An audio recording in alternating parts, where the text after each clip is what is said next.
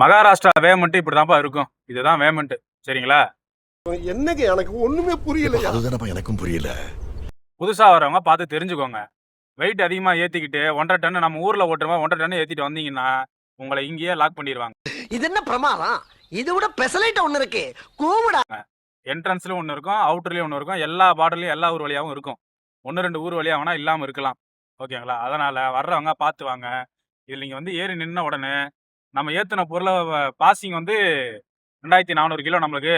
நம்ம ஏத்துன பொருள் 2400 கரெக்டா இருக்குது அப்படின்னு நினைச்சீங்கன்னா கிடையாது. உங்க வெயிட், டீசல் வெயிட், வண்டியில இருக்க பொருள் வெயிட் எல்லாத்தையும் சேர்த்து தான் வரும். நம்ம வண்டிக்கு 2565 பாசிங். ஆனா நம்ம வண்டிக்கு இருக்கிற வெயிட் 2400.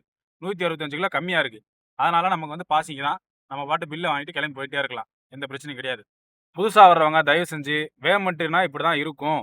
இதனாலதான் வந்து பழைய ஆளுங்க பல லைன் ஓட்டி பழகினவங்க வந்து 1.5 டன்னு 2 டன்னு சொல்லும்போது மகாராஷ்டிரா சொன்னாங்க அப்படின்னா அந்த லோடு ஏத்துறது கிடையாது, அவாய்ட் பண்றது.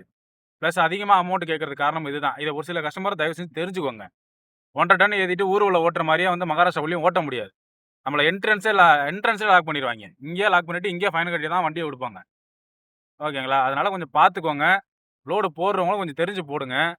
லோடு எடுக்கிறவங்க புதுசா எடுக்கிறவங்க தயவு செஞ்சு அதை விசாரிச்சுட்டு எடுங்க. விசாரிக்காம எடுக்காதீங்க.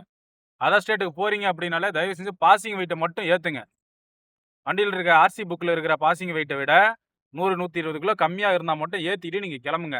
அப்போ போனீங்கன்னா உங்களுக்கு என்னென்ன இருக்குன்றது தெரிஞ்சிடும். அதுக்கப்புறம் நீங்கள் ஏற்றும் போது உங்கள் திறமைக்கு நீங்கள் ஏற்றுறதா ஏற்றிக்கோங்க. ஏற்றாமல் பாசிங்லேயே வரதுனால வாங்க. ஃபஸ்ட் டைம் வர்றோம், புதுசாக வர்றோம், நாங்கள் வெயிட் அதிகமாக ஏற்றிட்டு வருவோம், நாங்கள் ஊரில் 3 டன் ஓட்டியிருக்கோம் தெரியுமா, நாங்களாம் 4 டன் ஓட்டியிருக்கோம் தெரியுமா அப்படின்னு ஊரில் சீன் போடலாம். இங்கே போட முடியாது. புதுசாக வர்றவங்க சீன் போட முடியாது. அதனால் பார்த்து பத்திரமா வாங்க. நல்லபடியாக லோடு ஓட்டுங்க. பாய்.